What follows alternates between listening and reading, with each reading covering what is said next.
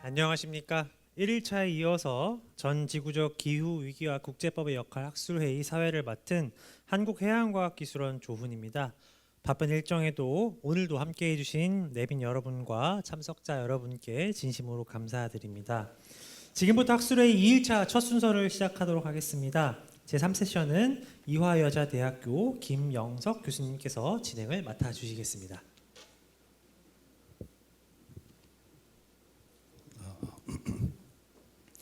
네, 안녕하세요. 이화여대에서 국제법을 강의하고 있는 김영석 교수입니다. 이렇게 아침 이른 시간에 모두 참석하셔서 이렇게 중요한 학술 행사에 참여해 주셔서 감사합니다. 또 오늘 발표와 토론을 맡으신 분들도 약간 긴장하고 계신데 긴장을 푸시고 또 좋은 발표와 토론 부탁드리겠습니다. 먼저 발표자로 박소민 박사님께서 발표해 주시겠는데, 박 박사님은 제네바 국제대학원에서 국제법 박사학위를 받으셨습니다. 현재 연세대학교 정치학과 BK21 교육연구단에서 근무하고 계십니다. 그럼 발표를 부탁드리겠습니다. 안녕하십니까. 저는 연세대학교 정치학과 BK21 교육연구단에 있는 박사후 연구원 박소민입니다. 오늘은 제가 미주인권재판소가 이제 올해 2025년 이제 5월 29일에 발표한 기후 비상사태와 인권에 관한 권고적 의견에 대해서 간략히 소개하는 발표를 진행하겠습니다. 우선 이렇게 뜻깊은 자리에 초대해 주시고 발표할 기회를 주신 데에 대해 진심으로 감사드립니다. 오늘 제 발표는 해당 권고적 의견을 간략히 소개하는 데 목표를 두는데요. 전체 분량이 200여 페이지에 달하는 만큼 관련된 쟁점을 모두 상세히 다루기는 어려울 것 같습니다. 따라서 저는 전체적인 목차를 중심으로 핵심 내용을 개괄하고 해당 권고적 의견에 관심 있으신 분들이 권고적 의견의 체계 및 전반적인 틀을 이해하실 수 있도록 발표를 구성해 보았습니다.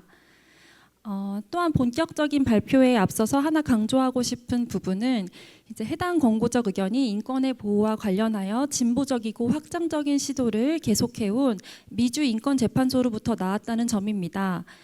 이러한 측면은 한 국제재판소가 자신의 역할을 어떻게 인식하는지, 그리고 그러한 인식이 관련 국제법 해석에 어떠한 영향을 주는지와 밀접하게 관련이 있습니다. 예를 들어 유럽인권재판소의 경우 어제 김소연 교수님 세션에서 잠시 다루신 것처럼 두아르테 사건에서는 자신이 기후변화와 관련한 재판소가 아니며 이제 인권재판소라는 언급을 하면서 환경 문제에 대한 확장적인 해석을 경계한 바 있습니다. 하지만 해당 권고적 의견에서 미주인권재판소는 이제 기후 비상사태라는 표현을 제목에서 사용하면서 이렇게 문제의 시급성을 강조하고 있는데요. 이처럼 이제 기후 변화 문제에 대한 인권법의 역할을 확장적이고 진보적으로 해석할 것으로 유추할 수 있겠습니다. 그렇다면 이제부터 본격적으로 해당 권고적 의견을 검토하겠습니다. 우선 권고적 의견은 크게 세 부분으로 나눌 수 있습니다. 첫째, 사건의 개요와 재판소가 활용한 자료. 둘째, 기후 비상사태. 셋째, 기후 비상사태와 관련한 국가 의무에 대한 부분입니다. 첫째, 둘째 부분이 비교적 사실적 요소에 대한 논의가 많이 있습니다. 따라서 오늘 발표는 셋째 부분을 중심으로 다루며 비교적 앞부분은 빠르게 검토하겠습니다. 사건 개요 및 재판소가 활용한 자료입니다. 해당 부분에서 주목할 만한 점은 우선 재판소가 권고적 의견이 요청된 질문을 재구성했다는 점입니다. 2023년 1월 9일 칠레와 콜롬비아는 기후 국제인권법의 틀 내에서 기후 비상사태에 대응하는 국가 의무에 관한 권고적 의견을 요청하였고, 해당 질문은 20쪽에 달하는 방대한 내용이었습니다. 이에 대해 미주인권재판소는 다른 권고적 의견 사건에서도 종종 그러했듯 해당 권고적 의견이 요청된 질문을 정의하고 명확히 하며 경우에 따라 재구성할 수 있다는 판단하에 환경에 관련된 권리를 실체적 권리와 절차적 권리로 구분하고, 또한 취약 집단에 대한 고려도 별도로 진행함으로써 3분법적 구분, 실체적 권리, 절차적 권리, 취약 집단 이렇게 세 부분으로 나누어서 해당 질문을 재구성하였습니다. 그 결과 실체적 권리와 관련한 국가 의무, 절차적 권리와 관련한 국가 의무, 취약 집단을 대상으로 하는 국가 의무 이렇게 총 세 가지를 검토하기로 하였는데요. 구체적으로 재구성된 질문은 다음과 같습니다.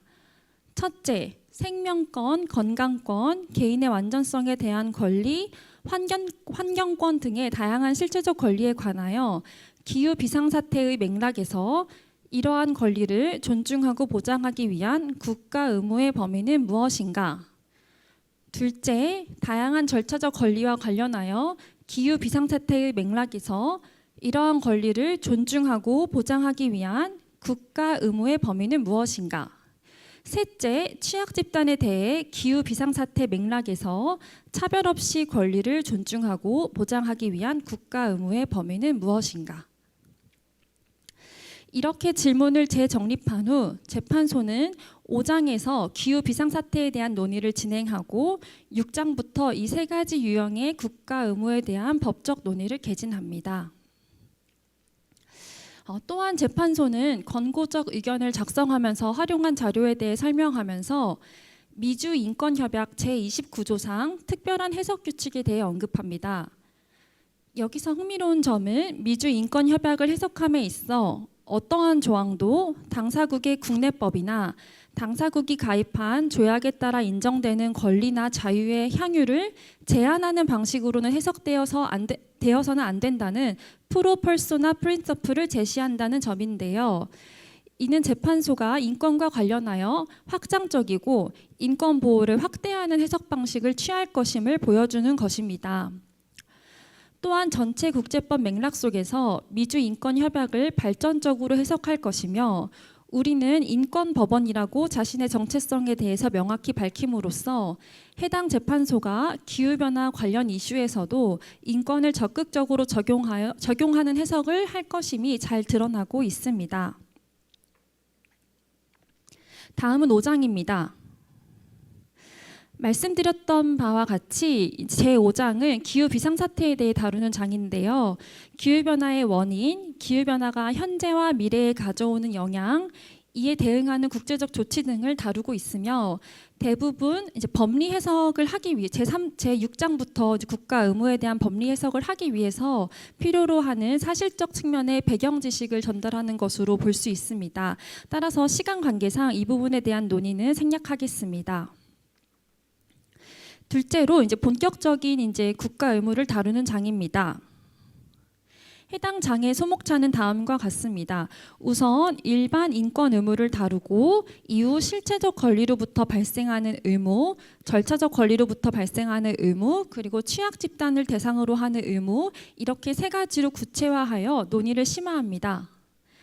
이를 이해하기 쉽게 표로 정리해 보았는데요. 우선 일반 인권 의무에 대해서 논의를 하고 이를 이제 세 갈래로 나누어서 보다 구체적이고 심화된 논의를 진행합니다. 이제 일반 인권 의무입니다. 첫째로 여기서 등장하는 이제 일반 인권 의무의 종류로는 인권을 존중할 의무에 대해서 언급합니다. 이는 소극적 인권 의무라고도 불리고, 즉 국가가 인권을 침해하는 행동을 하지 않을 소극적인 성격의 의무를 말합니다. 이러한 맥락에서 재판소는 국가들이 기후변화의 영향으로부터 인권을 보호하기 위해 필요한 조치들의 결과를 후퇴, 지연 또는 제한하는 어떠한 행위도 삼가야 한다고 강조합니다.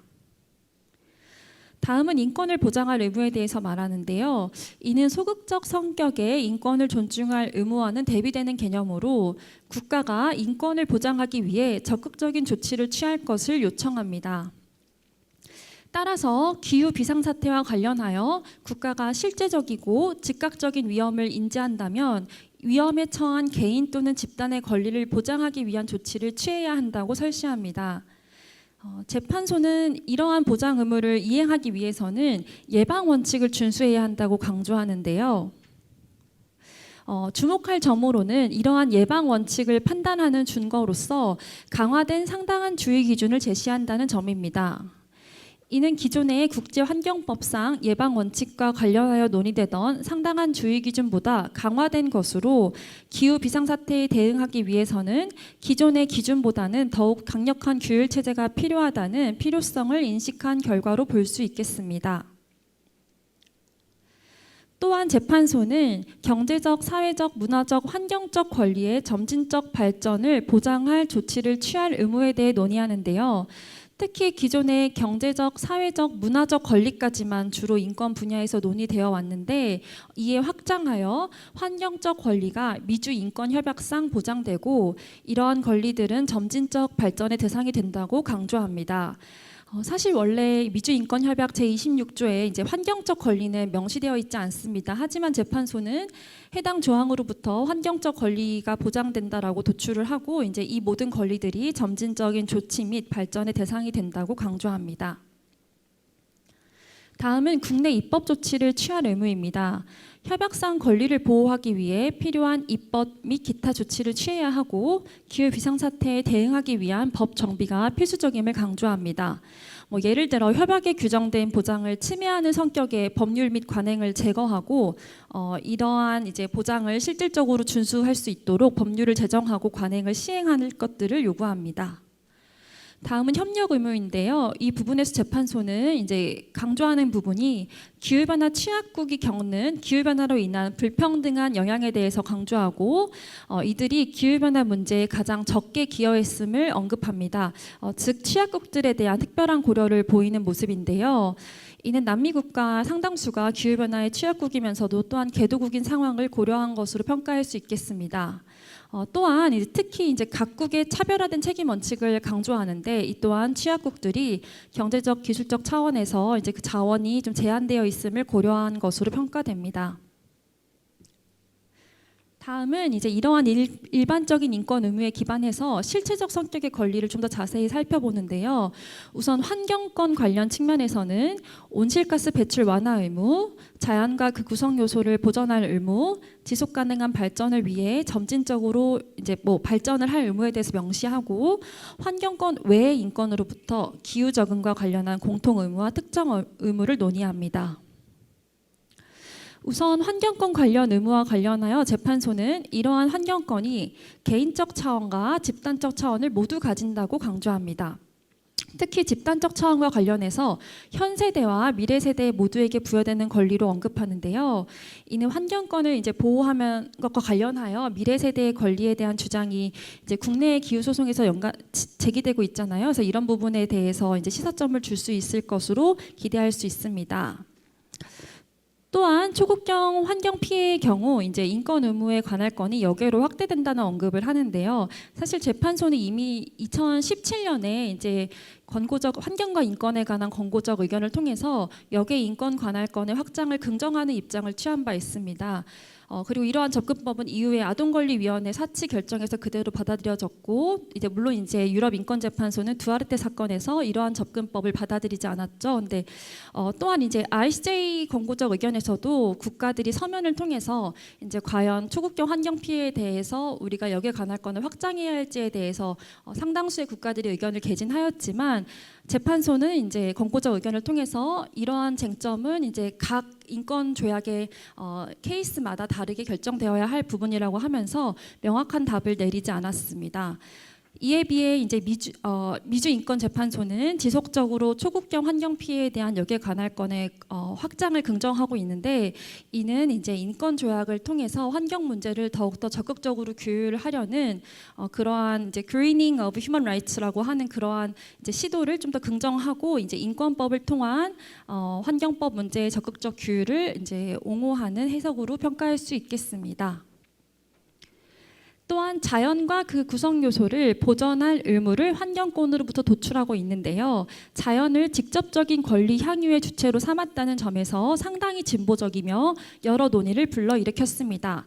이는 이제 아마존을 중심으로 남미 국가들이 자연에 대한 보호와 관련하여 이익이 많다는 점에서도 유추할 수 있으며 재판소가 강조했듯 이미 많은 남미 국가들이 자연을 그들 헌법상 보호 의무의 대상이자 권리 주체로 명시하는 흐름과도 일맥상통합니다.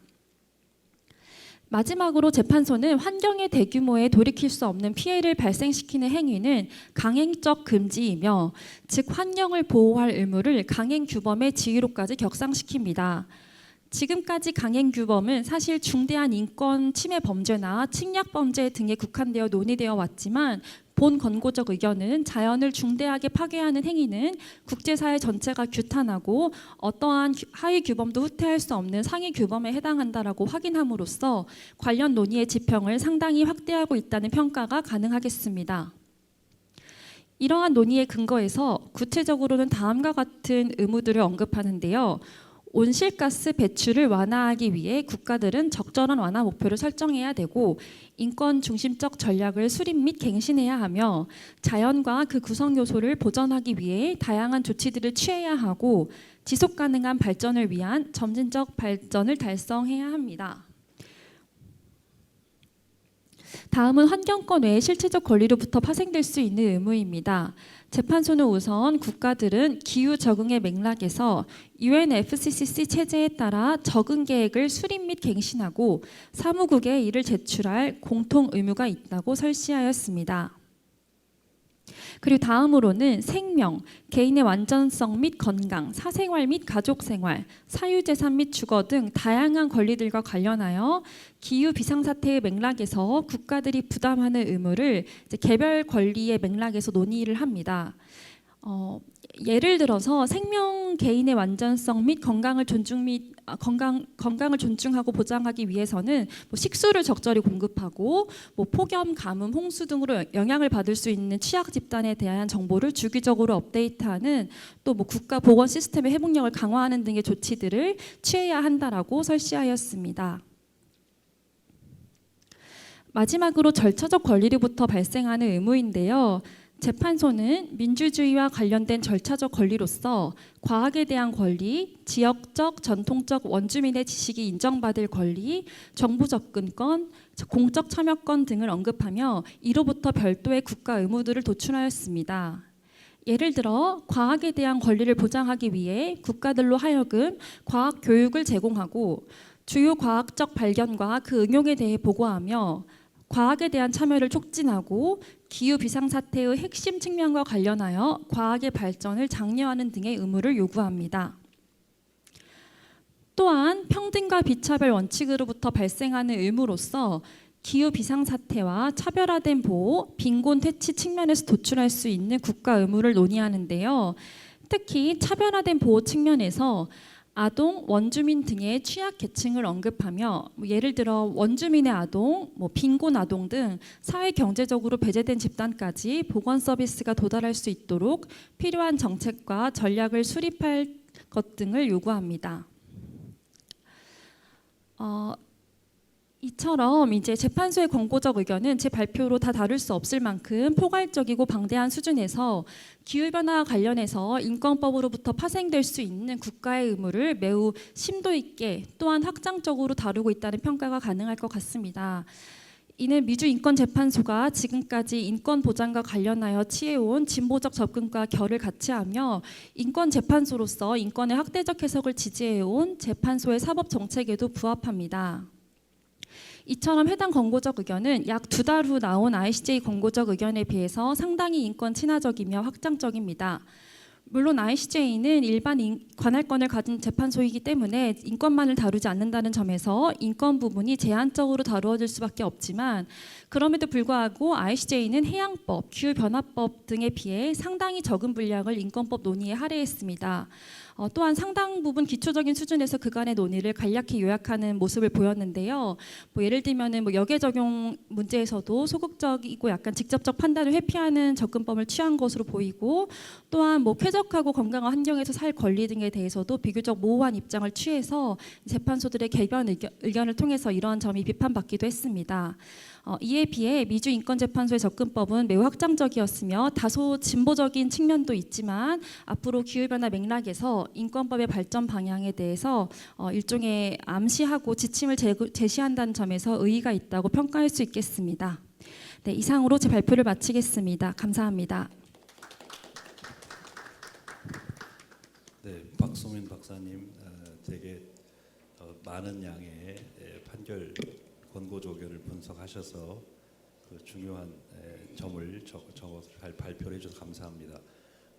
이제 들으면서 굉장히 많은 내용이 있었기 때문에 제가 조금 이렇게 느낀 거는 이제 미주인권재판소가 인권법원이라는 걸 강조를 했고 또 환경권에 관해서 굉장히 자세하게 다루고 있었습니다. 그리고 이제 또 초국경 피해가 발생했을 때 역의 관할권의 확장 문제에 대해서 다른 법원에 비해서 굉장히 어느 정도 그 기준을 정하는 그런 의견을 또 제시를 했고, 그다음에 또 환경권 침해를 침해 금지를 강행규범으로까지 인정한 좀 특징적인 인권 법원으로서 기후 변화 문제를 인권 법원으로서 인권법적인 접근, 특히 환경권을 강조한 그런 측면을 잘 발표를 해주신 것 같습니다. 개인적으로는 나중에 질문 하나 하고 싶은 게 있는데 그건 나중에 하도록 하고 토론자에게 이제 토론을 부탁드리겠습니다.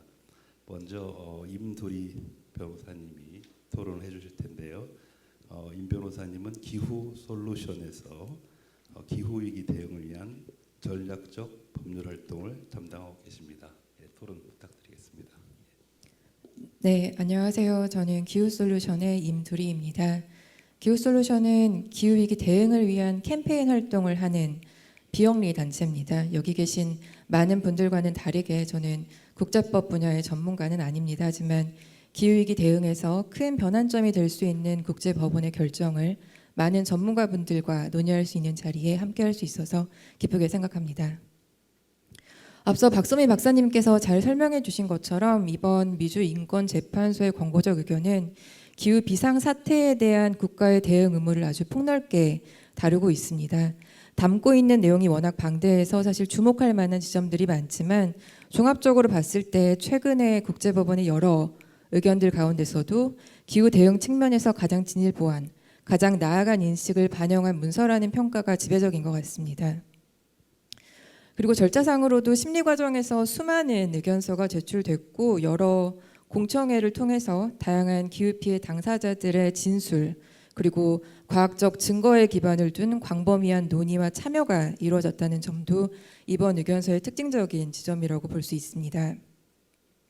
내용적으로는 인권 관점에서 국가의 기후 정책, 시민사회의 기후 행동에 강력한 규범적인 기준과 근거를 제공할 수 있는 부분들이 있고 저는 기후 행동에 참여하는 입장에서 의미 있게 다가온 몇 가지 부분들을 중심으로 말씀드리도록 하겠습니다.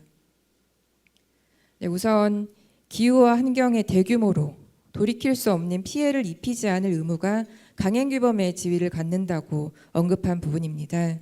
의견서에 보시게 되면 생태계의 생명적 균형에 돌이킬 수 없는 영향을 초래하는 행위, 예를 들어서 극단적인 형태의 기후변화가 초래하는 환경적 위험과 같은 것들이 생태계 보존의 필수적인 조건을 위협하는 것이고 생태계의 균형을 보존하는 것이 다른 인권의 전제 그리고 필수 조건이라고 밝히고 있습니다. 그렇기 때문에 이와 같은 행위를 금지하는 강행규범이 이미 정당성과 보편성을 인정받았다고 언급을 하고 있는데요.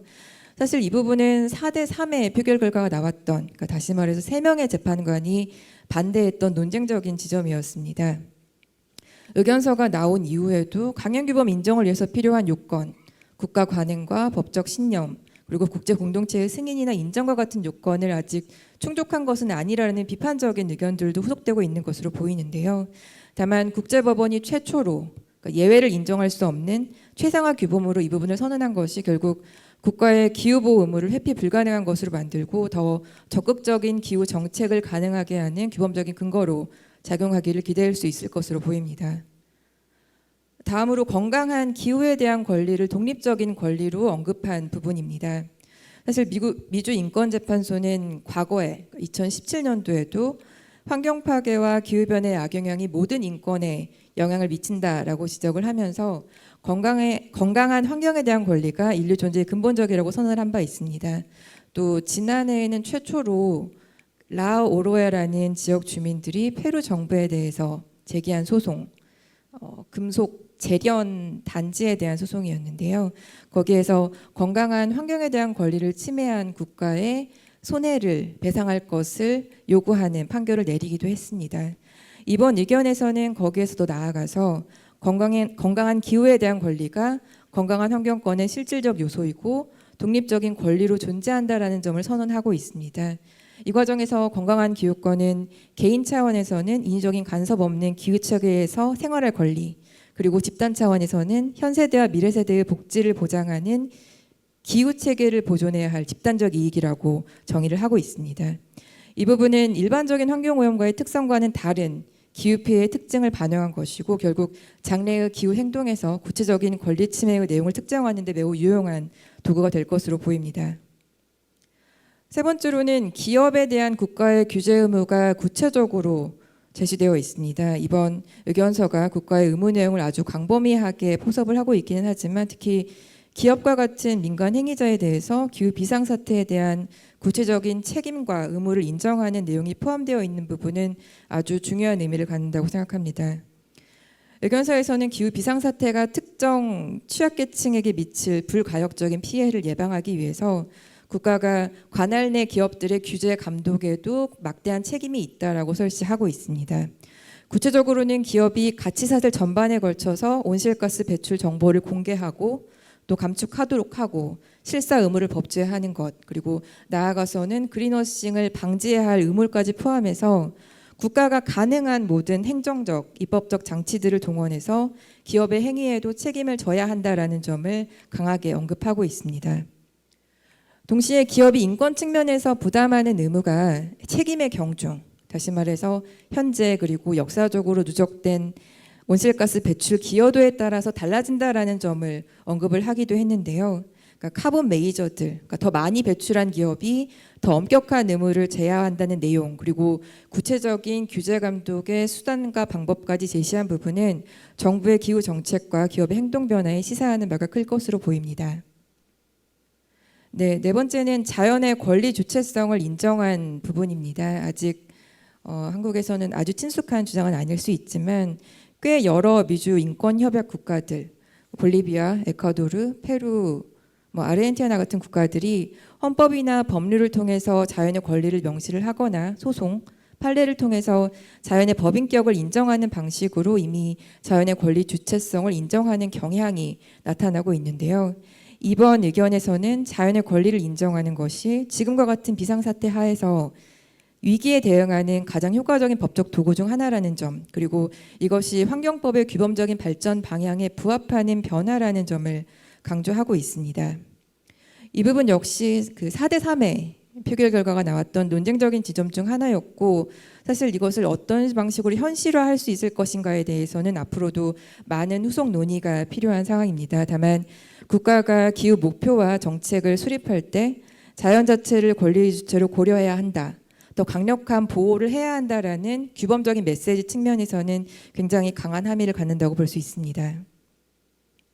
그리고 마지막으로 기후 분쟁에서 사법 접근권의 확대를 위한 방안을 제시한 부분인데요.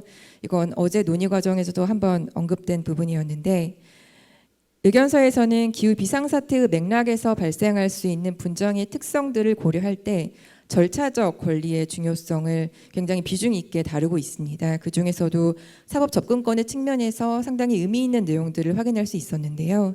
특히 기후 사건의 복잡성을 고려할 때 법원은 적극적인 조치 원칙을 적용해야 한다라는 부분이 있습니다. 핵심은 절차 규칙의 해석이나 적용이 실체적인 판단을 부당하게 간섭하거나 배제하는 방향으로 가서는 안 된다라는 것이고 결국 사법 접근권의 가장 유리한 해석이 항상 우선되어야 한다라는 원칙을 선언한 것인데요. 또 건강한 기후에 대한 권리를 방어하기 위해서는 단체 소송을 포함해서 광범위하게 소송 자격을 인정하는 방향으로 제도가 마련이 되어야 하고 국가가 여기에 필요한 기술적, 예산적, 인적 자원을 제공해야 한다는 내용이 포함이 되어 있습니다. 그리고 증거 문제에 있어서도 기후 문제의 복잡성 그리고 정보의 비대칭성을 고려할 때 적극적인 조치 원칙에 입각해서 대체적인 증명 기준의 채택을 포함해서 이런 증거 차원에서도 유효한 조치가 필수적이라는 점도 함께 강조되고 있습니다. 이 부분 역시 장래 기후행동 과정에 특히 기후소송에는 시사하는 바가 큰 지점이라고 생각됩니다. 앞서 말씀드렸던 것처럼 사실 심리 과정에서 많은 기후 단체 그리고 전문가들의 참여가 있었던 만큼 충분히 반영되지 못한 부분들에 대한 지적 그리고 아쉬움의 목소리도 나오고 있는 것 같습니다. 이 중에서는 사실 온실가스 감축에 필수적인 화석연료 폐지에 관한 내용이 충분하게 다루어지지 않았다라든지 또는 젠더나 이주 문제 등을 포함해서 기후 취약계층에 대한 언급이 제한적이라든지 또는 기후 비상사태에 덜 기여하지만 더 큰 피해를 받는 국가와 지역들의 손실을 보상하는 문제에 대한 언급, 지침이 구체적으로 제시되어 있지 않았다거나 하는 지적들도 포함되어 있습니다. 그리고 한편으로는 미주 인권협약의 가입국들의 현 상황을 고려했을 때 그들의 제도적인 재정적인 역량의 한계를 고려했을 때 제한된 조치들이 실제로 이행될 수 있을지에 대한 우려도 있는 것 같습니다. 하지만 미주 인권재판소가 기후 비상사태가 인권에 미치는 논의를 본격화하고 다른 어떤 국제법원보다도 더 높은 기준, 원칙을 선언한 부분은 분명 의미가 크다고 생각합니다. 특히 앞으로 많은 국가의 기후 정책 그리고 규제는 물론 이번에 브라질에서 열릴 당사국 총회 협상 과정에서도 중요한 기여를 할 것으로 보입니다. 네, 앞서 언급한 주요 진전 사항들 그리고 새로운 법 원칙과 기준들에 근거해서 기후 행동이 장래에 더 큰 힘을 얻을 수 있도록 많은 논의가 활성화되기를 기대해 봅니다. 네, 제 토론은 여기까지로 하겠습니다. 네, 임두리 변호사님, 네, 좋은 토론 감사합니다. 특히 그 사법 접근권 확대 방안 등 이제 소송 약간 실무와도 좀 관련이 많은 그런 부분도 잘 지적을 해주셨습니다. 다음으로는 그 우리 이황희 교수님께서 토론해 주시겠습니다. 이황희 교수님은 현재 성균관대학교 법학전문대학원에서 헌법 강의하시고 또 이제 서울대학교 법과대학 졸업하시고 동대학원에서 헌법학으로 박사학위를 받으셨습니다. 토론 부탁드리겠습니다. 네, 안녕하십니까. 성균관대학교 이황희라고 합니다.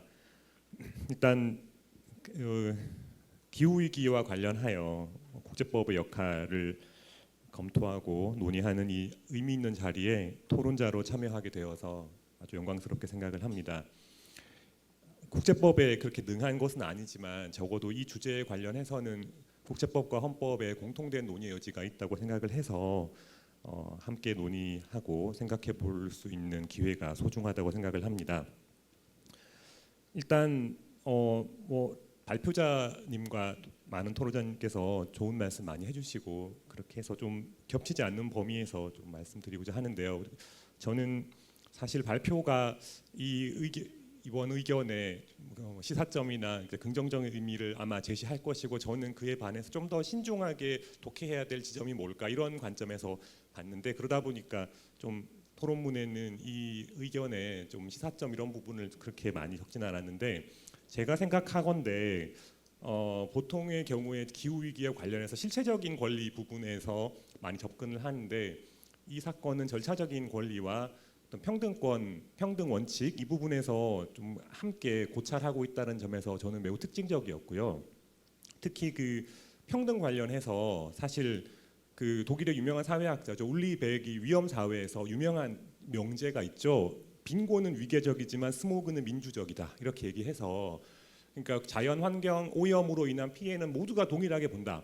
물론 뭐 아주 거대한 행성이 이제 지구를 이렇게 충돌해서 큰 게 사고가 나면 다 똑같겠지만 지금 우리가 겪고 있는 기후 위기는 사실 그렇게 민주적이진 않다고 생각을 합니다. 여전히 위계적이고 가령 공기청정기를 갖춘 실내에서 사물을 보는 화이트 컬러랑 야외에서 건설 현장에서 일하는 블루 컬러들이 겪는 어떤 기후 위기로 인한 피해는 같지 않을 것이고요. 이 권고 의견에서 얘기하는 뭐 아동 또는 뭐 그런 원주민 그런 분들에 대한 피해도 동일하지 않다고 생각을 합니다. 여기 의견에 보니까 지난 50년간 기후 변화 관련 재해로 인한 사망자의 90% 이상이 최빈구 국민들이었다라고 하는데 그런 부분도 아주 적절한 저는 좀 깨우침을 줄 수 있는 부분이라고 생각을 하고요. 두 번째는 절차적 관련 부분인데 특히 민주주의 관련된 부분 이 부분은 사실 저는 아주 큰 어떤 영감도 받았고 또는 이렇게 양날의 검이 될 수 있겠다는 생각을 동시에 했습니다. 첫 번째는 기후 위기가 민주주의에 유해할 수 있다고 했고, 또 반대로 민주주의가 기후 위기에 대한 해법이 될 수 있다, 이런 취지로도 말을 했는데, 그 1998년에 노벨 경제학상을 받은 그 아마르티아 센 교수가 그 노벨 경제학상을 받은 큰 원인이 빈곤과 기근에 관한 연구인데, 거기서 한 유명한 명제가 민주주의가 발전한 곳에서는 대규모의 기근이 발생하지 않는다라는 겁니다. 다시 말해서 대규모 기근이라는 건 자연현상이 아니라 제도의 문제고, 결국 부의 분배의 문제고, 그것을 관철할 수 있는 정당한 권력의 창출의 문제다라는 그 명제로 이분이 노벨 경제학상, 후생 경제학상을 받았는데, 그 영역에서 사실 이 절차적 권리에 대한 강조는 그런 면에서 저는 뭐 센 교수의 얘기가 충분히 연상이 되었고, 그게 하나의 기후 위기에 관한 해법, 우리가 또 절차적으로 접근할 수 있는 해법이 될 수 있겠다라는 영감을 또 얻었는데, 그 반면에 이 민주주의 원리라는 거, 그러니까 다수의 지배라는 것이 사실 대체적으로 좋은 결과를 낳긴 하지만 그게 늘 그런 것은 아니지 않습니까? 다시 말해서 소수를 억압하는 다수의 전제, 그러니까 tyranny of the majority로 기능할 수도 있는 것이고, 그게 저는 이 미래 세대와 현재 세대의 관계에서는 the tyranny of the present, 그러니까 현재 세대의 전제로 작동할 수가 있다고 생각을 합니다. 그러니까 소수는 다수와의 관계에서 적어도 한번 싸움 대적해 볼 수 있는 기회라도 얻을 수 있지만, 미래 세대는 현재 세대와 한번 논의해 볼 수 있는 기회도 없는 상태에서 일방적으로 그 결정에 의한 피해를 겪는 것이거든요. 그런 면에서 이 민주주의를 너무나 강조를 하게 되면 오히려 이 다수 현재 세대가 또 미래 세대의 이익을 좀 더 등한시하고 현재의 이익에 조금 더 매몰되는 결과를 가져올 경우에 미래 세대에 아주 치명적인 영향을 줄 수 있고, 그것을 제어하는 역할이 좀 사법, 그러니까 이 참여라든가 이런 부분도 중요하겠지만, 오히려 이런 규범적인 인식, 규범적인 해법 이런 것들도 또한 동시에 좀 적용돼야 되지 않을까, 이런 좀 생각을 해봤고요. 어제 좋은 말씀을 많이 해주신 우리 김현식 교수님께서 미래 세대라는 게 좀 더 법적 허구에 가깝다라는 주장하셨는데, 저는 뭐 공감을 하는데, 좀 더 나가서 저는 법에 관한 모든 개념들이 저는 허구라고 생각을 합니다. 예. 그러니까 뭐 인권, 권리, 뭐 대표, 뭐 이런 개념이 다 사실은 제도적인 구성물이고, 다만 우리가 그것을 순수히 받아들이는 건 익숙하기 때문이고, 그 다음에 유용하기 때문이죠. 그런 면에서 저는 미래 세대 개념도 우리 헌법에 보면 우리 자손들에 관한 어떤 행복과 뭐 이런 평안 이런 전문에 나옵니다. 그러니까 우리가 좀 그런 개념들을 지금은 조금 낯설 수는 있지만 뭐 좀 더 다른 개념처럼 익숙해지면 저는 충분히 그걸 법적 어떤 개념으로 우리가 유용하게 활용할 수 있겠다는 생각이 들고요. 그런 면에서 미래 세대의 이익을 고려함으로써 우리 어떤 기후 위기 극복하는 그런 어떤 전략, 그런 것 전 충분히 유용한 전략이 될 수 있다라고 좀 생각을 해봅니다. 두 번째는 그 예방 의무, 예방의 필요성에 대해서 강조한 건데, 이 예방이라는 게 사실 헌법 공부하는 사람한테서는 굉장히 까다로운 문제입니다. 사실은 예방이 정말 중요하고 기후 문제에 있어서 예방의 필요성이 크죠. 그런데 이 예방이라는 것이 사실 그 속성상 자유에는 아주 불리한 조건을 좀 가져오는 경향이 있습니다. 일단은 예방이 강조될수록 그 경계되어야 할 국가의 작용이라는 게 뭔지에 대한 그 경계가 약간 불명해지는 경우가 있고요. 그 다음에 좀 더 중요한 문제는 예측되는 피해의 가정적 원인. 그러니까 예측되는 피해의 가정적 원인은 실제로 발생한 피해의 현실적 원인보다 많을 수밖에 없습니다. 왜냐하면 가정적이니까. 그런 것들 때문에 예방을 강조할수록 국가의 간섭이라든가 어떤 개입 이런 것들이 폭이 넓어질 수밖에 없는 것이고, 그런 면에서 또한 예방이라는 게 발생하지 않은 카운터 팩추얼한, 그러니까 그런 거에 대한 개입이다 보니까 사실 어디 정도까지 개입을 해야지 그걸 예방하는 적합한 것이냐에 대한 논의도 사실 굉장히 까다롭습니다. 측정하기가. 그러니까 그런 면에서 사실 이 예방이라는 게 정말 중요하지만 예방의 필요성이 커질수록 그로부터 초래되는 자유에 대한 위험도 함께 커지기 때문에 그런 부분에 대한 고민도 함께 진행될 필요가 있는데 굉장히 어려운 문제고, 사실 전 세계 지금 당대에도 지금 우리 전 세계 헌법하는 분들이 굉장히 이 문제를 골치 아파한다라는 부분 좀 문제의식을 나누고 싶고요. 그 다음에는 이 인권 규범, 특히 저는 이 권고적 의견을 읽으면서 좀 굉장히 좀 그러니까 놀란 게 굉장히 진취적이더라고요. 근데 어제 그 유럽인권재판소에서 우리 이근관 교수님께서 굉장히 프루던트했다. 그러니까 신중하고 이렇게 접근한 느낌이 있었다. 저는 그냥 공감을 하는데 그거는 이제 강제력을 가지는 거고 이거는 하나의 지침으로서 역할을 하기 때문이 아닐까 좀 그런 생각을 해봤습니다. 그러니까 이게 이 인권 규범이라는 게 결국은 어떤 옵티멀한 상태를 지향하는 행위 규범적인 측면이 있고 또는 그것을 위반한 거를 통제하는 어떤 통제 규범적인 성격이 있는데 사실 그 두 규범의 국면이 사실은 조금 다르게 작동을 하게 됩니다. 그렇기 때문에 사실 통상적으로는 그 지침으로 작동하는 규범의 역할은 입법부는 행정부가 맡고 사법부는 통제적인 역할을 맡는데 이걸 권고적인 의견을 내는 재판소라는 그 특성 때문에 재판소는 행위 규범적인 지침적인 성격도 발언을 해야 되고 통제적인 규범으로서의 적용도 나중에 아마 사건이 들어오면 해야 될 것 같은데 사실 그런 두 가지의 규범적인 어떤 의미에는 외관상 약간 의미적인 간격이 좀 발생을 합니다. 이렇게 진취적인 역할을 말을 해놓고 왜 실제로 사건에서는 조금 더 자제적인 신중한 판단을 하느냐. 사실 그게 법 논리적으로는 아무 문제가 없지만 정치적인 측면에서 사실 그거를 이해하고 공유하고 하는 게 사실 좀 어려움이 있을 수 있겠다라는 좀 생각도 해봤고요.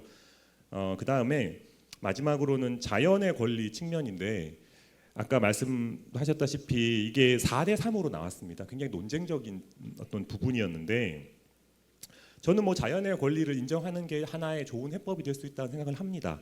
생각을 하는데 사실 이 자연의 권리라는 거는 그러니까 자연을 보호하고 기후 문제를 해결하는 데 있어서 자연의 권리를 인정하는 거는 하나의 방법이 될 수 있습니다. 하지만 이거는 반드시 어떤 필연적으로 그걸 해야 된다라는 생각을 할 수 있을까? 좀 조금 거기에 대해서 의문을 가지고 있습니다.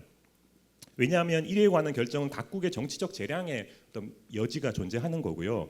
그러니까 다시 말해서 미주 국가들은 휴먼 라이트, 그러니까 인권에 관한 어떤 합치를 해서 의사의 합치를 해서 조약에 가입한 건데 그걸 이제 이런 자연의 권리까지 보호하는 의무를 수반하는 것까지 그러니까 협약 체결 당시에 의사에 들어 있었을까 이걸 초과하는 건 아닐까라는 생각을 좀 해봤고요. 그리고 제가 국내적인 정치적 판단의 여지라는 말을 한 거는 자연의 어떤 가치를 보호하고 그것을 우리가 추구함에 있어서 방식은 자연에 대해서 어떤 주관적인 권리의 속성을 인정하는 방식도 있지만 객관적인 법원칙으로서 어떤 자연의 보호라든가 그런 부분을 규정하는 수도 있는 것이고요.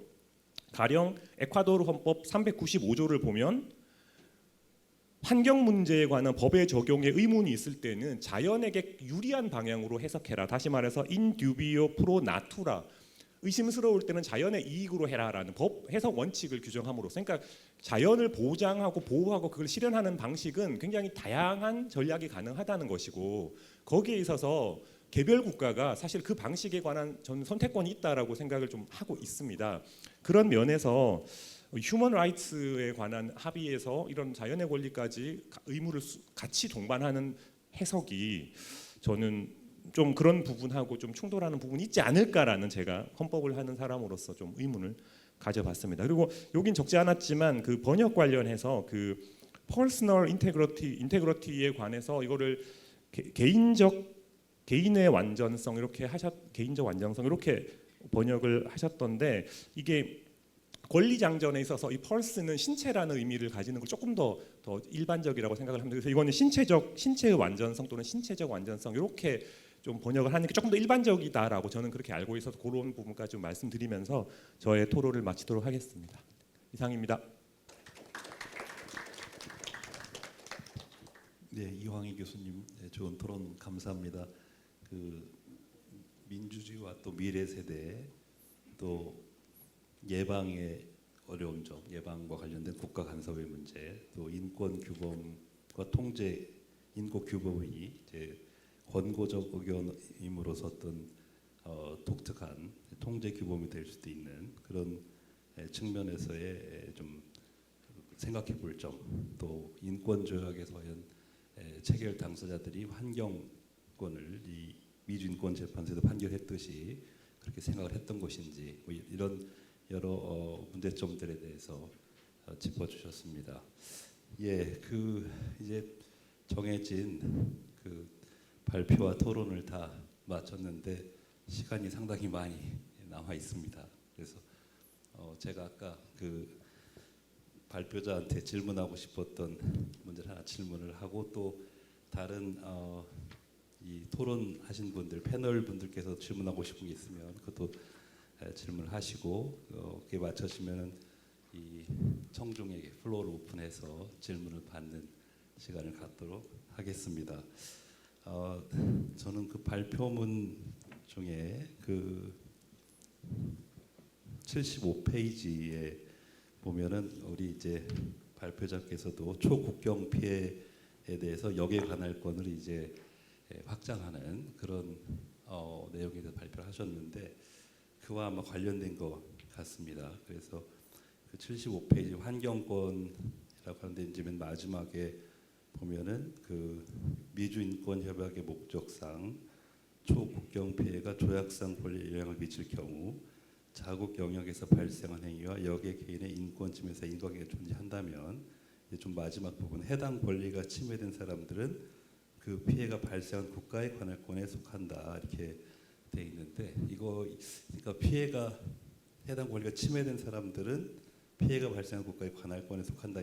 여기서 이 국가가 어느 국가인지 그러니까 피해가 발생한 국가라는 게 이제 어떻게 보면 피해가 처음 시작된 그러니까 그 오리진, 스테이트 오브 오리진을 말하는지 아니면 그 피해가 발생해서 이제 실제로 피해를 받은 이를테면 뭐 A국 국민이 B국에서 발생한 손해를 환경 피해로 인해서 손해를 입었다. 그러면은 A국 국민이 B국에 가서 그 어떤 소송을 할 수 있는 것인지 아니면 A국에서 할 수 있는 것인지 어떻게 보면 이 피해가 발생한 지역이라는 점을 좀 더 설명을 해주셨으면 감사하겠습니다.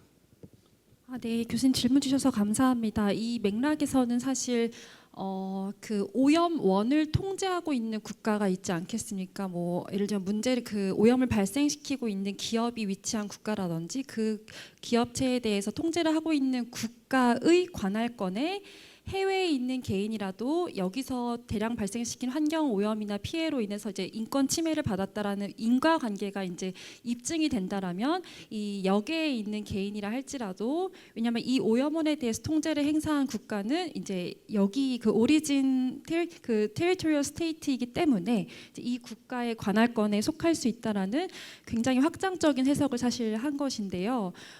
사실 저도 이제 이 설시 내용은 사실 말씀드렸던 바와 같이 2017년 권고적 의견에서 상당히 자세하게 다뤄진 부분을 이제 그것을 인용하면서 짧게 언급한 부분이라고 할 수 있는데 사실 저희가 원래 알고 있는 인권조약상 의무의 역의 적용 모델에서는 사실 뭐 영토적인 이제 오큐페이션이나 이런 점령 등을 통해서 영토적 컨트롤, 이펙티브 컨트롤을 행사를 하거나 아니면 뭐 자국의 이제 에이전트나 이런 사람들이 가서 어떠한 이 개인 역의 개인을 상대로 이제 또 이펙티브 컨트롤을 행사했다거나 이런 식의 굉장히 분명한 링크가 있어야만 사실 우리가 원래 역의 관할권이 성립한다라고 알고 있는데 이는 이제 내 국가에 있는 어떠한 이제 기업체라든지 이제 오염을 발생시킬 수 있는 가능성이 있는 그런 엔티티가 어떠한 중대한 이제 환경 피해를 야기했을 때 그 피해가 이제 국경을 넘어서 해외로 갔을 때 그 해외에 있는 개인 또한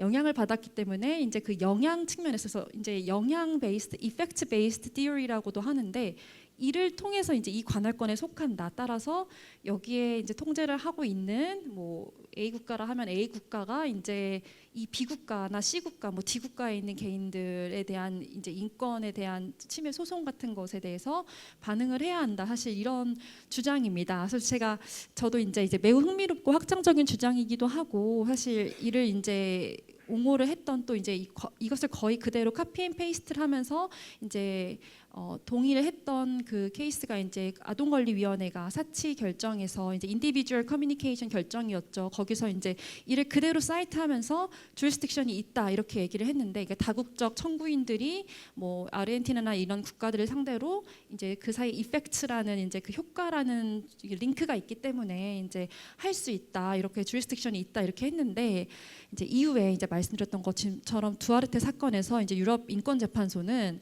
이거는 우리의 판례법상 인정된 바 없는 이제 그런 너무 확장적인 해석이고, 사실 뭐 우리는 뭐 인터 아메리칸 코트나 뭐 CRC가 이런 얘기 한 거 알고 있지만 뭐 그것을 우리가 따라야 하는 것은 아니다, 이런 식의 취지로 사실 굉장히 최근에 이를 약간 반대하는 입장을 폈기 때문에 아까 논의에서도 나왔었지만 사실 이제 그 2017년 권고적 의견도 권고적 의견이었고, 사실 그 CRC의 인디비주얼 커뮤니케이션도 이제 어쨌든 뭐 국가 사이에 어떠한 확장적인 디시전을 딱 내린 건 아니기 때문에 오히려 두아르테 케이스처럼 정말 국가를 상대로 리걸리 바인딩 디시전을 내려야 하는 상황에서는 사실 재판소가 좀 소극적 태도를 취했기 때문에 이제 이것이 계속 인권을 확장하고자 하는 시도 쪽에서는 이제 인권을 통해서 클라이밋 체인지 이슈를 규율하려고 하는 시도 쪽에서는 계속 이렇게 논의가 되고 지지도 되고 하고 있지만 정말로 실정법으로서 이제 모든 국가나 다른 국가들도 이를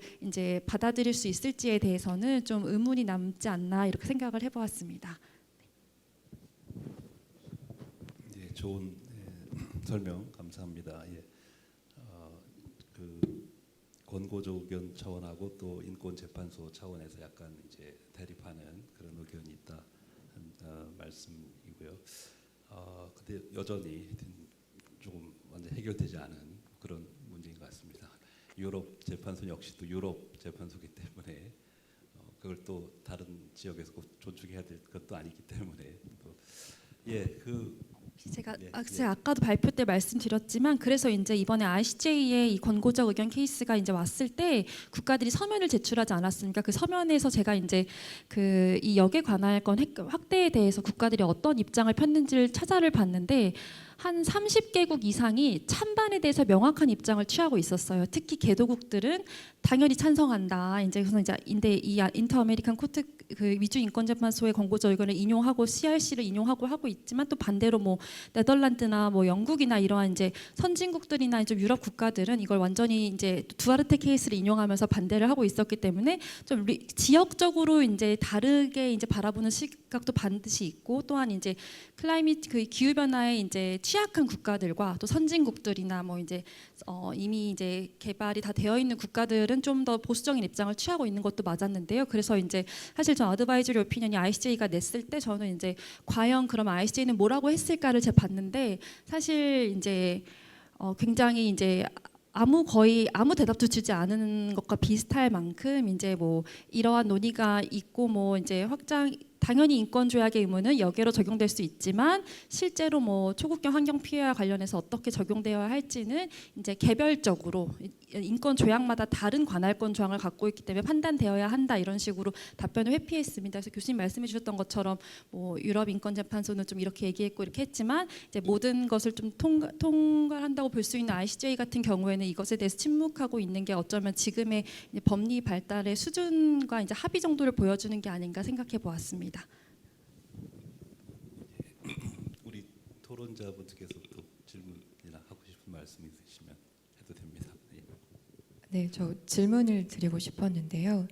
그 돌이킬 수 없는 불가역적인 환경 피해 금지에 대해서 강행규범의 지위를 인정한 부분과 관련된 내용입니다. 사실 박소민 박사님께서 답변 주셔도 좋고 그밖에 전문가분들께서 말씀 주셔도 좋을 것 같은데, 사실 해당 부분의 취지는 지난 수십 년간 기후 문제에 관해서 과학적 지식의 발전이 있었고, 그 덕분에 국제사회의 많은 국가들이 생태계의 상호 의존성, 균형에 어떤 피해를 입힐 수 있는 인위적인 행동을 식별을 했다라는 것, 그리고 궁극적인 붕괴를 방지하기 위해서는 강제적인 규범의 필요성이 있고 그 정당성에 대해서 이미 국제사회의 합의가 있다라는 것인데, 여기에 대해서 비판적인 전문가의 의견도 많이 확인이 되더라고요.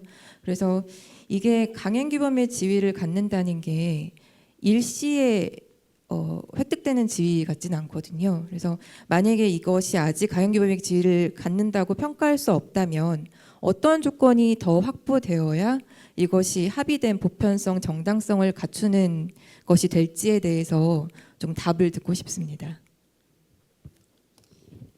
질문 주셔서 감사합니다. 우선은 이제 이것이 강행규범, 특히 이제 자연에 돌이킬 수 없는 이제 중대한 피해를 입힌 것이 강행규범으로 인정되기 위해서는 어떠한 요건이 충족되어야 하는가? 이제 그 부분에 대해서는 우선 사실 우리가 제가 이제 잘 알지 못하지만 이제 커스터머리 인터내셔널 러를 이제 판단하는 두 가지 요건이 하나는 국가의 실행과 하나는 법적 확신이지 않습니까? 뭐 또 두 개가 당연히 서로 연결되어 있는 부분들이 있는데 우선은 이제 이 케이스 같은 경우에는 만약에 우리가 이제 좀 더 이제 양보를 해서 미주인권재판소에 소속되어 있는 국가들이 모두 이제 이러한 해석에 동의한다 할지라도 이제 이 특정 지역의 국가들 많이 사실 이런 것들을 지지하는 실행과 이제 뭐 확신을 보인다고 하는 것이 이제 보편적으로 이제 국제법 전체 차원에서의 이제 확신이 되긴 좀 어려울 거란 생각도 들고요. 그래서 그런 면에서 당연히 이제 지역을 넘는 좀 합의와 동의가 있어야 한다라는 생각을 이제 우선 해볼 수 있을 것 같고요. 그리고 저도 사실 아까 토론을 들으면서 들었던 생각은 이게 설사 우리가 이제 이것을 된다 할지라도 제가 이제 그 부분을 읽을 때 이제 재판소가 그래도 뭐 정말 돌이킬 수 없는 뭐 중대한 피해다 이렇게 얘기를 대규모의 피해라고 하는 약간 컨디션을 달았지만 과연 이게 무엇일까에 대해서도 사실 조금 더 정확하게 합의가 돼야 될 것 같고 그리고 그렇다고 할지라도 그 강행 규범이라고 하면 이제 이러한 대규모 피해를 이제 누가 어떻게 발생시켜야 되는지 결국엔 기후 관련 문제에서는 그 어트리뷰션의 문제에 대해서도 논의가 돼야 되지 않을까 해서 사실 이렇게 그냥 단순히 선언하는 것을 넘어서 정말 이것이 정말 우리 국제법, 국제사회를 규율하는 법으로 우리가 인정할 수 있다면은 그렇게 가기까지는 이제 이러한 여러 절차적이면서도 동시에 이제 실제적으로 어떻게 구속력이 있을 수 있는지에 대한 많은 합의가 이루어져야 할 텐데 사실 지금은 단순히 좀 선언적인 수준에 머무르는 것이 아닌가 그런 생각도 해보았습니다. 네. 네, 그 답변 이제 열심히 잘 해주셨는데 혹시 우리 플로어에서 좀 추가적으로 답변을 아예 해주실 수 있으면 좀 예. 이근관 저 뒤에 계신 분도 예예 먼저 하시고 다음 이근관 교수님 하시고. 예, 저는 안녕하세요. 성신여대의 김현식입니다. 저 오늘 발표하고 토론 다 잘 들었는데요. 저도 이제 아까 이제 그 이왕현 의원님이 말씀해 주셔가지고 거기에 대해서 약간 이제 그 말씀을 좀 드리고 싶어서 이제 지난 시간이란다.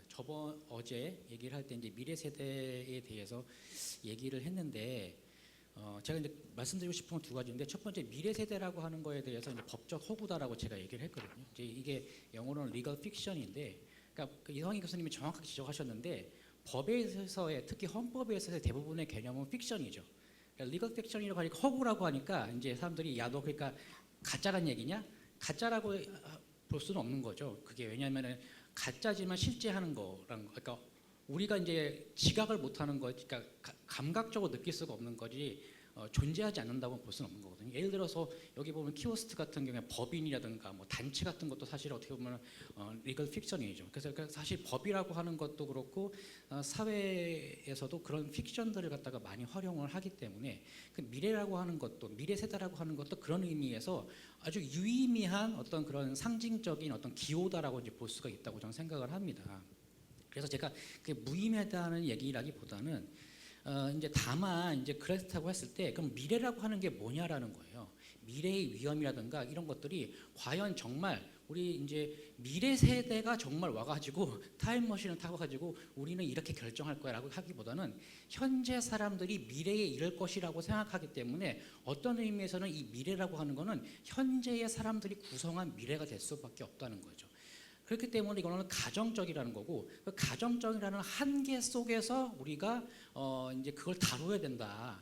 그래서 정치는 좀 더 강력하게 다룰 수가 있겠죠. 그 미래 세대에 대해서. 그래서 그러니까 반다수결적인 어떤 그런 이제 어떻게 보면은 그러니까 현재에 있어서 마이너리티한 사람들이, 그러니까 마지널라이즈드, 그러니까 이제 제외된 사람들이 목소리를 높일 수 있는 상징적인 기호로서 중요한 의미를 정치적 어떤 수사로서 활용을 하는데. 이런 정치적 수사가 법적으로는 이게 들어올 때는 이게 간단치 않는 문제가 된다. 그럼 이걸 갖다가 어떻게 이제 우리가 구체화할 것인가는 과제로서 남는다는 거죠. 마치 맨 처음에 우리가 법인이라든가 정당이라든가 노동조합 같은 거를 갖다가 법적으로 받아들일 때는 사실 거부감이 많았거든요.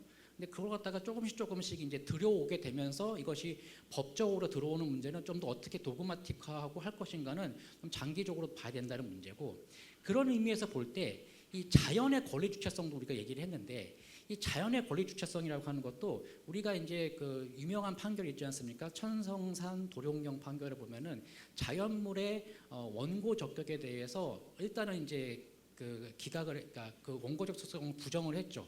부정을 하면서 이제 그 판결문에 보면은 그렇게 나오는데, 현행 입법상으로 원고 적격을 인정한다고 봄이 타당하지 않기 때문에 부정한다고 돼 있단 말이에요. 그 얘기는 거꾸로 어떻게 해석하면은 그 입법적으로 이게 가능하다고 하면은 이게 자연물에 대해서 원고 적격을 인정할 수 있는 거 아니야라고도 반대 해석을 할 수가 있지 않겠냐는 거죠.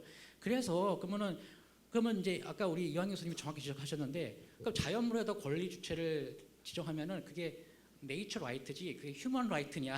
그러니까 인간의 권리와 자연의 권리가 어떻게 보면 이게 충돌할 수도 있는 문제도 발생할 수가 있거든요.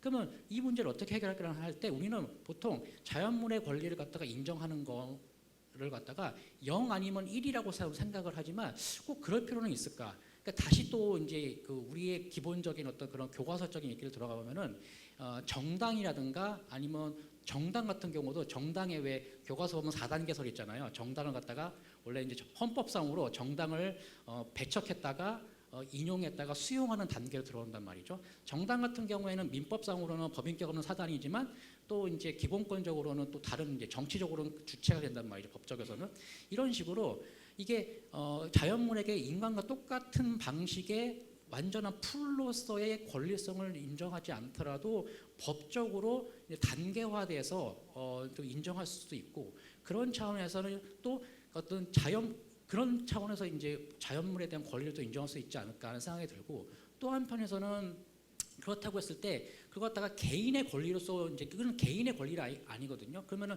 누군가를 갖다가 이제 소송을 하거나 대리를 해야 될 텐데, 그럼 대리라든가 소송이라고 하는 거는 일종의 법적에 있어서의 어떤 뭐 이제 후견인 같은 느낌의 어떤 그런 이제 신탁 개념이라든가 이런 식의 이제 그런 입법적 대안이 좀 필요할 수도 있겠죠. 그렇다고 했을 때 그 뭐 개인에게 맡길 것이냐, 그것이 아니라 아까 어제 얘기했던 것처럼 단체에게다가 어떤 우리가 어떤 적격을 줄 수도 있거든요. 그러니까 이런 식으로 해서 이제 단계화해서 입법을, 실제로도 이제 이제 세계적으로도 그런 입법적 사례가 있기 때문에 우리가 또 그런 것도 고민하면서, 이게 사실은 미래 세대라든가 자연물의 권리라는 게 되게 추상적이고 레토릭의 차원이거든요. 문제는 사법부가 그 레토릭을 갖다가 그냥 끌어다 쓰기 때문에 그걸 갖다가 정치인들이 사용하는 것처럼 상징적 기구로서 끌어다 쓰기 때문에 이게 문제인 거지, 이거 갖다가 어떻게 하면 단계화시키고 구체화시키고 이제 기존에 있는 도그마틱과의 어떤 그런 이제 유사성을 갖다가 그러니까 비유적으로 유추 해석을 해가지고 이제 할 수 있을까를 고민한다고 하면은 여러 가지 좀 대안들이 나오지 않을까 좀 생각을 해봤습니다. 예, 이상입니다. 네, 감사합니다. 이근건 교수님.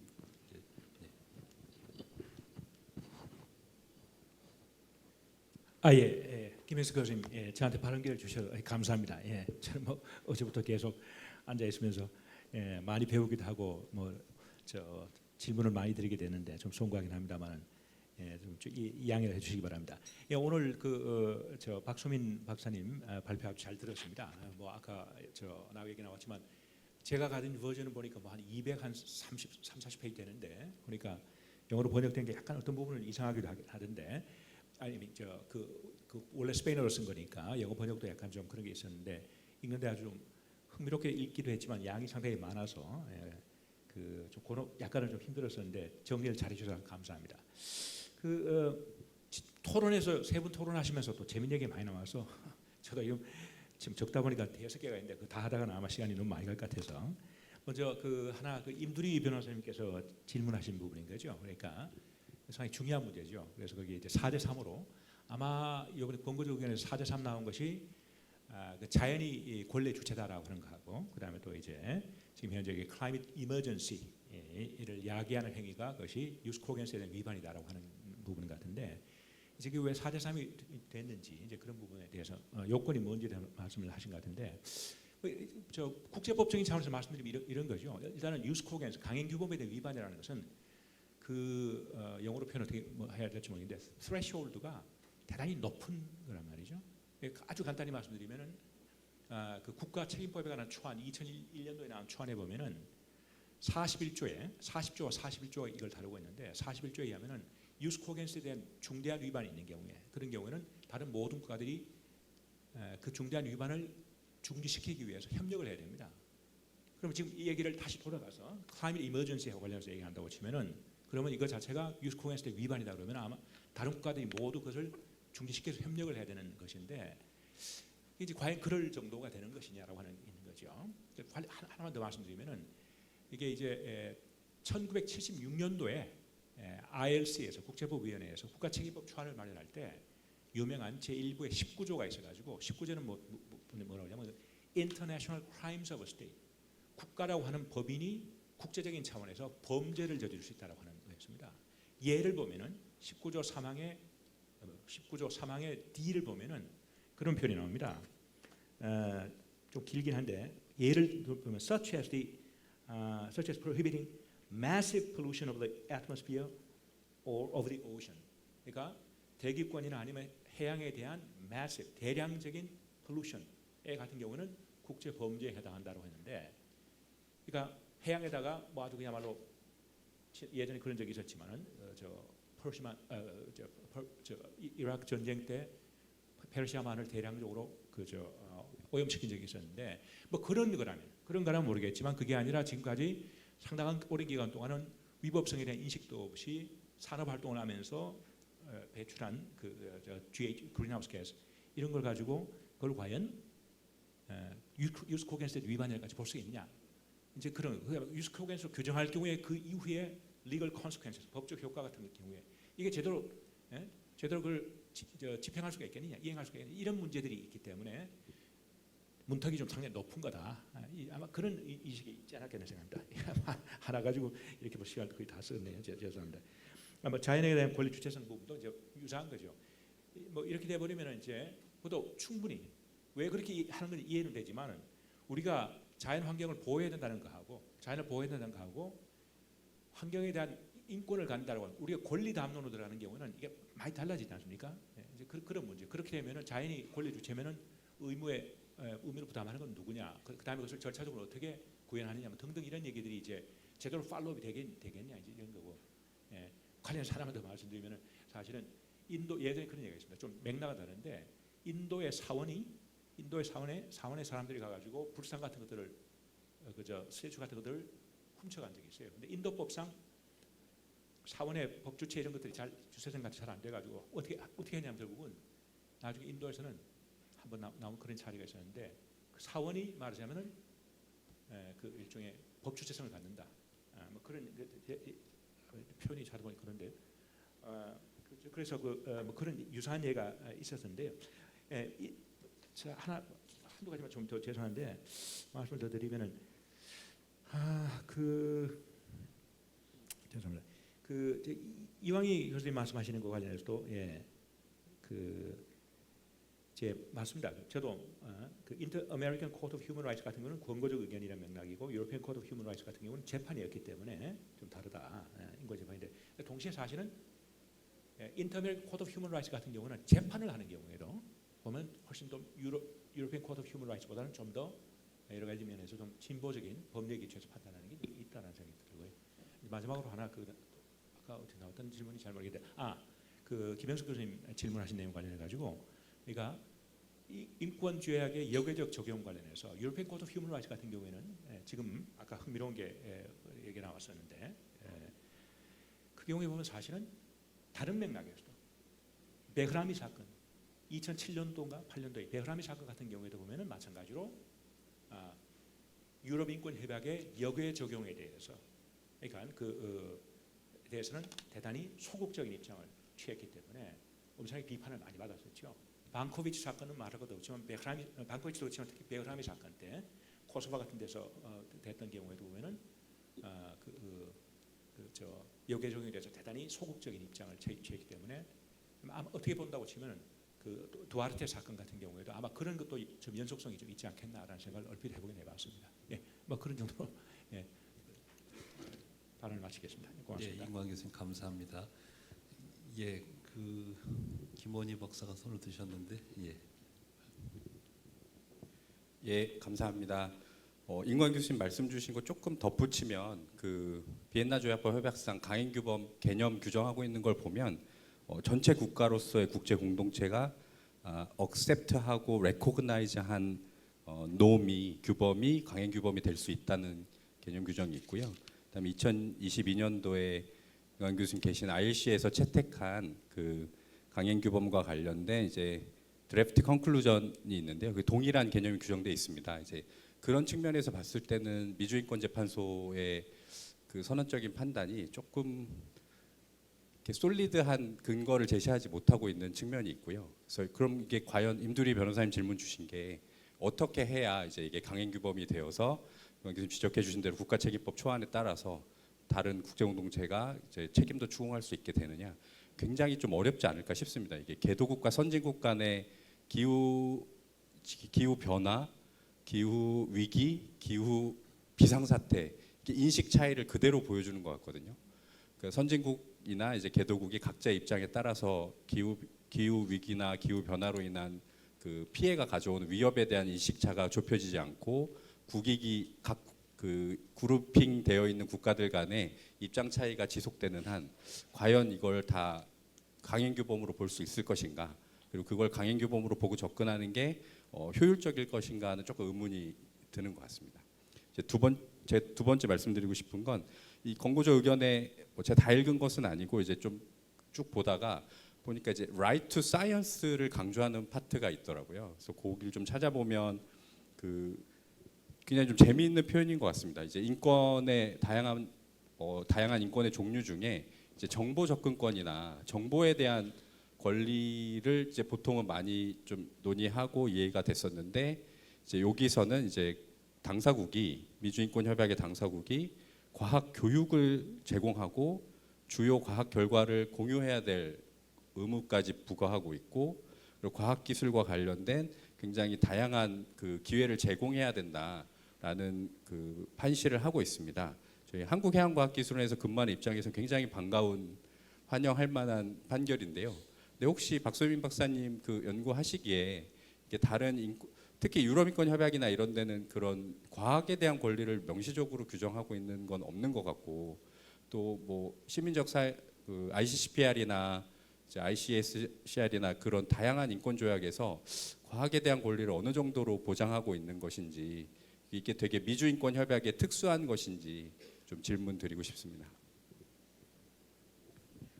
제가 잘 알지는 못하지만 제가 방금 말씀해 주셔서 사실 그냥 그냥 잠깐 right to science를 검색을 해봤는데, 사실 이제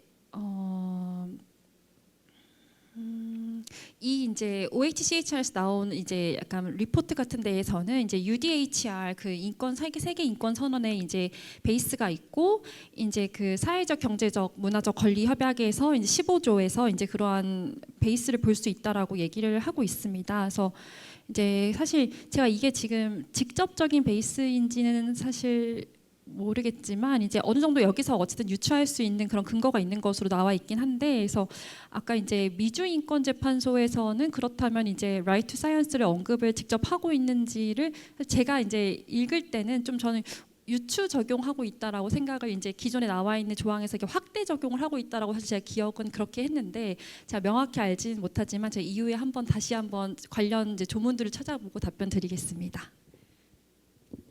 네, 그 좋은 이건 교수님도 좋은 코멘트 감사하고요. 우리 백범석 교수님이 손을 드셨는데 발언 드리겠습니다. 예, 교수님. 예.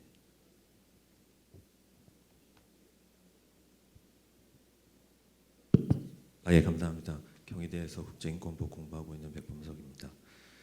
오늘 발제 잘 들었습니다.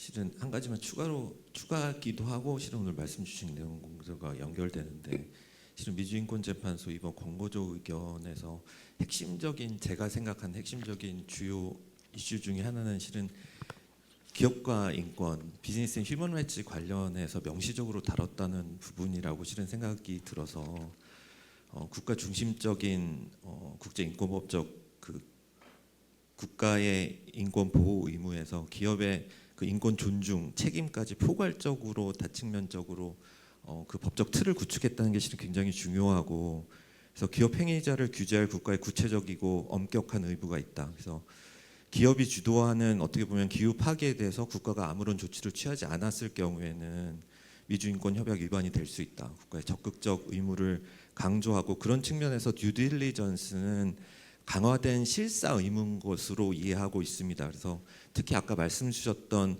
기후 비상사태라는 현 상황의 그 비상사태라는 프레임을 가져온 게 결과적으로는 강화된 실사 의무, 그리고 특히 기업이나 이렇게 한층 높은 의무를 요구할 수 있고, 특히 민간 부분의 활동을 국가가 어떻게 규제 감독 감시할 수 있는지 그 의무를 포괄한 것으로 패러다임이 좀 변화되었다고 생각을 하고, 그런 측면에서 국가의 역할이 단순히 환경 위험에 대한 관리자가 아니라 인권에 대한 이러한 실존적인 위험을 방지할 수 있는 주체로 좀 재정의했다는 부분에서 국제인권법적으로는 좀 의미가 크다고 생각을 하고, 그런 측면에서는 결국 전통적인 사후 대응적 규제 모델에서 예방적 그리고 선제적인 자세로 바뀌었다. 특히 기후 위기의 가장 큰 원인 제공자가 될 수 있는 고위험 산업에 대해서 고려해야 될 점, 그리고 기업의 그러한 기후 관련한 의무를 개별 국가들이 좀 법제화해라. 이게 오늘 말씀 주셨던 그 구제라든지 사법 접근권과 핵심적인 연결고리를 갖고 있는 것 같습니다. 그래서 그런 차원에서 그 국내에서도 지금 인권환경실사법 발의가 되고 이런 상황들이 있어서 작년 이후에 지속적인 국내 논의에서도 좀 이런 측면, 기업과 인권 측면에서 어떤 함의가 있을지 조금 같이 의견 얘기해 주시면 좋을 것 같습니다. 감사합니다. 네, 백 교수님 감사합니다. 우리 패널 중에 질문을 못하신 분도 있기 때문에 그 발언 기회를 드리고 싶습니다. 우리 김유경 연구원님 혹시 하고 싶은 말씀 있으시면. 제가 질문을 제대로 이해했는지 몰라서 한번 다시 확인차 여쭤보면, 이제 권고 의견에서 기업과 인권에 대해서 어떤 입장을 취하고 있는지를 여쭤보신 거 맞으실까요? 아니면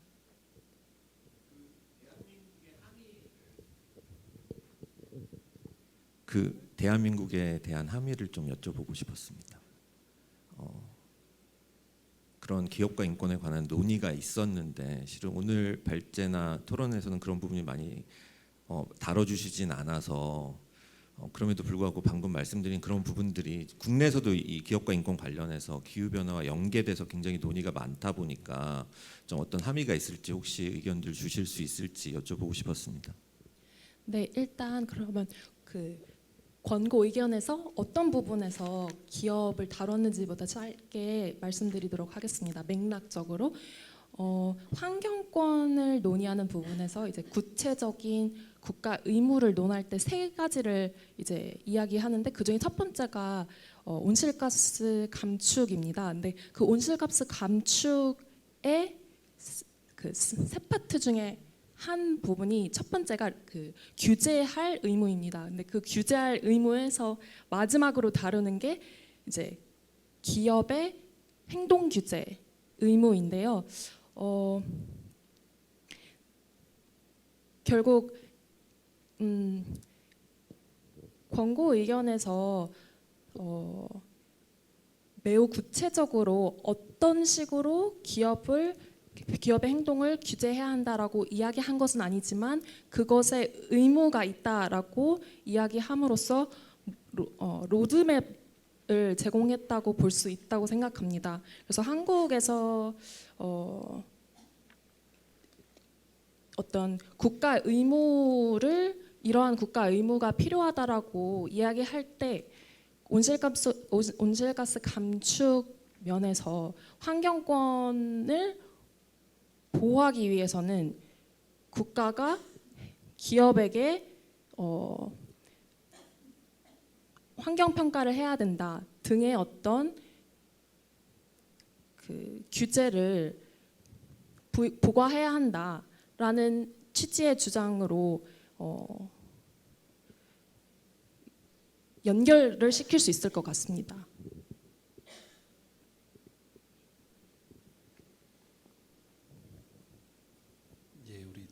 최창민 변호사님이 손을 드신 것 같은데. 예. 네, 플랜 1.5 최창민 정책활동가입니다. 그 백범석 교수님께서 질의 주신 사항에 대해서 추가적으로 의견을 드릴 수 있을 것 같아서 말씀드리겠습니다. 그러니까 기업의 결국은 배출량이 규제적으로 감축되는 그런 규제적 감축 기제, 그러니까 국내 제도적으로 만들어져야 한다라는 게 이 권고적 의견의 핵심인 것 같고, 국내 정책적인 시사점을 그런 점에서 한번 찾아보자면 우리나라에서 이런 기업들을 포함한 사적행위자, 공적행위자 배출량의 73%를 포괄하는 것이 배출권 거래제입니다.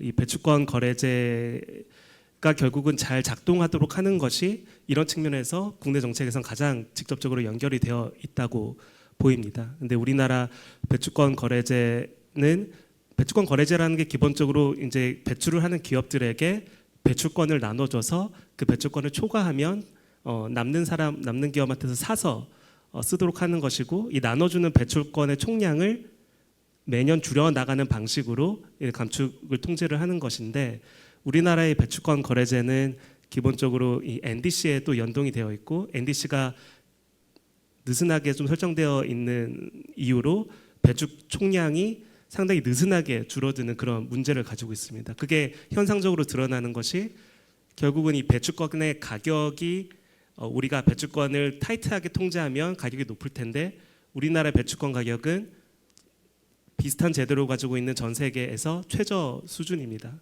그렇다고 하면 우리가 이 기업들의 배출 활동을 제대로 이제 규제하는 제도가 마련되어 있는지에 대해서 충분히 이런 어떤 비판적인 판단이 가능한 상황이고, 그런 측면에서 이런 이 권고적 의견을 국내 정책적 시사점으로 받아들여 보자면 배출권 거래제 제도가 좀 더 강화될 수 있게 개선이 필요하다. 이를테면은 총량이 줄어들 때 그거를 NDC랑 연동시키는 게 아니라 조금 더 타이트하게 연동시킨다든지, 이를테면은 EU 같은 경우에는 EU에선 배출권 거래제에서 포괄되고 있는 그런 기업들의 감축 목표는 NDC의 감축률보다 더 크게 설정이 되어 있습니다. 그런 식으로 더 개선이 필요한 것이고요. 실제로 지금 바로 이 순간 배출권 거래제 할당 계획이 다음 5년에 대해서 논의가 되고 있고, 다음 주 화요일에 환경부가 이거를 발표하도록 되어 있는데, 그런 부분을 좀 면밀하게 검토해 볼 수 있지 않을까 그렇게 생각됩니다. 네, 감사합니다. 네, 우리 이황희 교수님께 발언 기회를 드리겠습니다. 네. 네.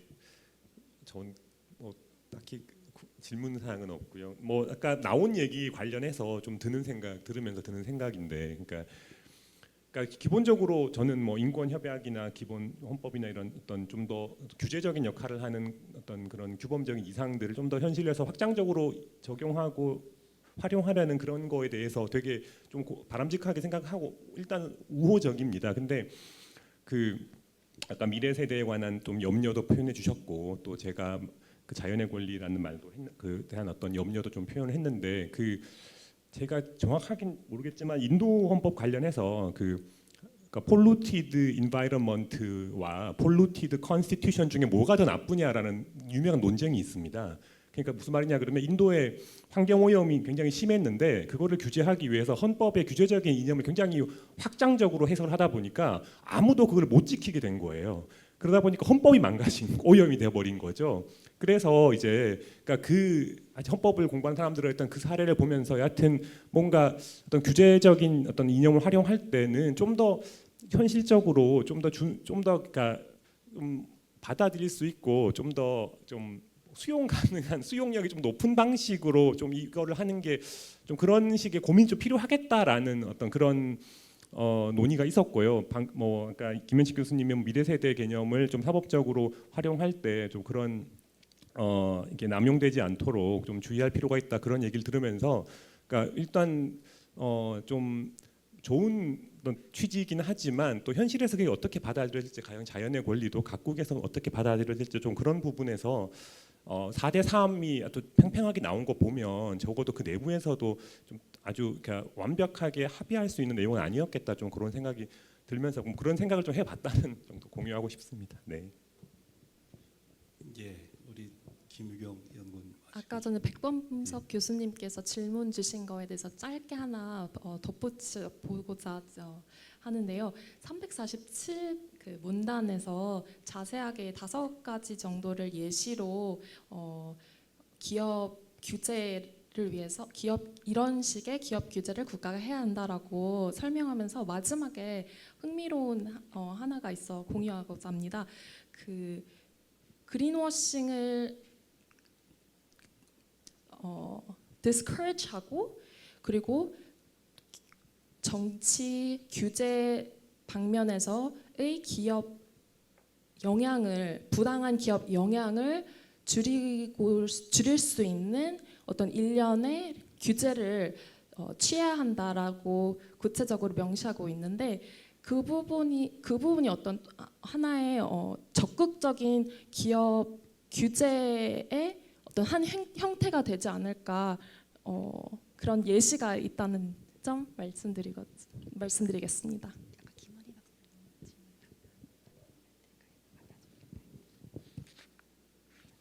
예, 감사합니다. 그 시간이 이제 거의 돼서 또 이제 많은 그 논의가 이제 앞으로 계속되면서 여러분 발언하시고 할 기회가 있을 것으로 생각이 됩니다. 제가 이제 마무리하면서 그 2가지만 말씀드리면 아까 그 강행규범과 관련해서 이제 어떻게 하면 강행규범으로 좀 더 인정받을 수 있을 것인가.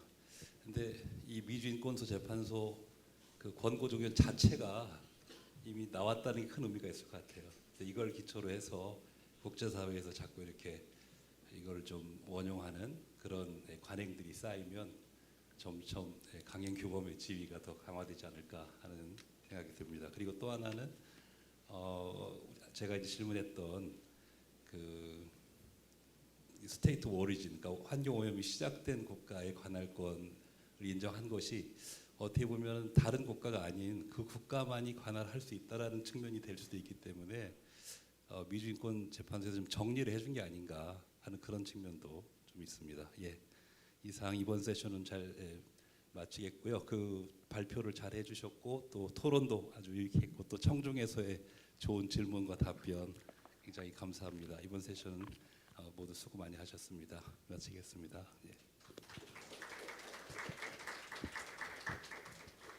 네, 감사합니다. 제3세션 진행을 맡아주신 김영석 교수님과 발표해주신 박소민 박사님, 토론에 참여해주신 임두리 변호사님, 김유경 박사님, 이완 교수님께 깊이 감사드립니다. 이것으로 오전 세션을 마치고 오찬 시간을 가지도록 하겠습니다. 오찬은 14시까지 예정이 되어 있습니다. 14시에 4번째 세션으로 다시 돌아오도록 하겠습니다.